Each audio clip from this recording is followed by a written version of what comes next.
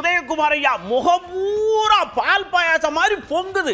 என்னன்னு கேட்டா அவர் சொல்றாரு, எங்க ஐயா எடப்பாடி ஐயா காலை எடுத்து வச்சு சுற்றுப்பயணம் போன உடனே என்னென்ன நடக்கு ஏது நடக்குன்னு கண்டுபிடிச்சிருவாரு.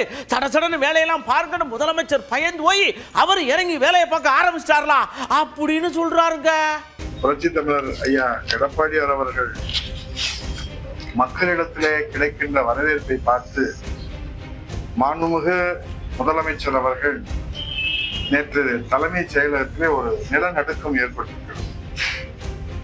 4 துறைகளிலே முதன்மை செயலாளர்களை அழைத்து 4.5 மணி நேரம் 4 ஆண்டுகள் தூங்கிக் கொண்டிருந்த அரசு புரட்சி தமிழர் ஐயா எடப்பாடியார் களத்துக்கு அங்கே கிடைக்கக்கூடிய அந்த வரவேற்பை பார்த்துவிட்டு வயிற்றிலே புளியை கரைத்தது என்ற அடிப்படையிலே கிராமத்திலே சொல்வார்கள். அந்த செய்தியை பார்த்ததிலிருந்து தலைமைச் செயலகத்திலே முகாமிட்டு மாண்புமிகு முதலமைச்சர் அவர்கள் முதன்மை செயலாளர்களையும் அழைத்து திட்டங்கள் எல்லாம் சென்றதா சென்றடையவில்லையா, மாண்புமிகு எதிர்கட்சி தலைவர் தோலுறுத்து காட்டுகிறாரே, இன்றைக்கு புரட்சி தமிழர் ஐயா எடப்பாடியார் அவர்கள் மக்கள் முன்னால் வைக்கின்ற அந்த வீர உரை, எழுச்சி உரை, தலைமை உரை ஒரு வரலாற்று பேருரையாக இன்றைக்கு அமைந்திருக்கிறது.